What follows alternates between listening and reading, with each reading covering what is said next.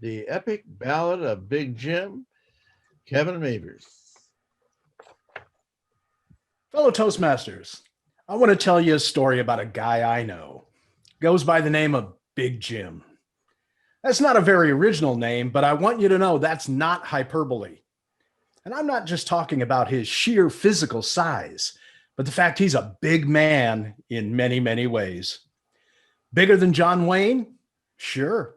But maybe just a little bit smaller than Paul Bunyan, but not by much. Big Jim was at least 6'6", weighed in at 255. And Big Jim didn't ride a big blue ox like Paul Bunyan, but he did ride a big, beautiful Clydesdale named Clyde. Now, Big Jim was actually a nickname because for some reason he didn't like to be associated with his great-great uncle. Big Jim's real name was James Wyatt Earp. Yet, Big Jim was named after the famous hero of the OK Corral, whose reputation as a law and order man was known far and wide. But Big Jim wasn't much into busting heads or dealing with cattle rustlers. Big Jim was a true cowboy, a poet, and a naturalist. The kind of man who could spend days, weeks, or maybe even months out on the range, tending his herd, caring for the land, and penning a ballad or two about his adventures along the way. Although Big Jim did love spending a lot of time alone, and he could be quite happy out on the range all by himself, he absolutely loved Christmas. See, Big Jim's heart was every bit as big as the open range and the blue sky above.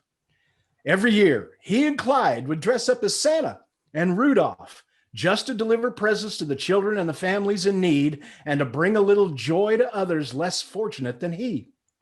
Big Jim played Santa nearly every single year, making everyone's Christmas just a little bit merrier, except for one very, very bad year. A few years ago, a storm blew down on the open range with the fury of a Category 5 hurricane. Winds so fierce and snow so thick, it was like wet, gooey, white mud. Fences were downed and roads made impassable. The cattle were scattered across hundreds of miles of open range, across the high mountains, and down into the desolate canyons. Big Jim knew what had to be done. He hitched up Clyde to a sled and packed it with as many supplies as they could carry, and off they went in search of the lost herd. He knew if he could just make it to the winter cabin, he could set up camp and begin his search. But the herd was spread out, and the horrendous weather made the search difficult. 1 week became 2, and then a third week passed. And with each passing day, Big Jim knew that Christmas Day was approaching fast. For the first time in years, Big Jim was going to miss Christmas. But finally, Big Jim completed the search. The herd was gathered, and he sat down to rest in his cabin. He was exhausted. But as he was resting, his thoughts turned to the children he missed so much and to Christmas Day spent alone. Before turning into the night, he wrote this poem. So how do you know it's Christmas when you're out here all alone?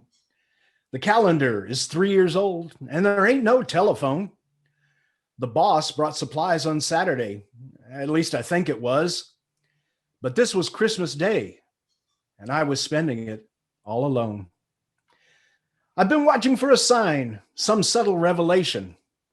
Are the cows exchanging presents? The varmints stringing lights? Or the coyotes howling in harmony to the tune of Silent Night? While I waited for some clues to come and land right in my lap, my patience was rewarded because last night I set a trap. When I woke, my bait was gone this morning, so I'm sure it's Christmas now. Someone drank my milk and ate the cookies and all the reindeer chow. So Merry Christmas, everybody. Fire up the grill and get the bread on to bake, because I'll be home before dinner tonight, and I'm bringing fresh Christmas steak. Mr. Toastmaster, back to you.